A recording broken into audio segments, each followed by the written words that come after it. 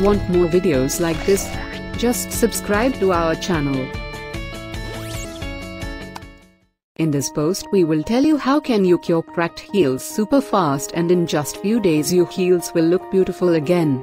Step 1. Warm water treatment. You will need lukewarm water, 2 spoon baking soda, pumice stone, 2 spoon salt. In a tub take lukewarm water, add baking soda and salt, mix it, soak your feet in this water for 15 minutes. After 15 minutes pat dry your feet and rub it gently with pumice stone to remove dead skin layer. Step 2. Scrub. You will need 2 spoon oil sugar. In a bowl take 2 spoon oil and add 1 spoon sugar. Your scrub is ready. Rub your feet and heels gently with this for 5 minutes. Wash them with plain water.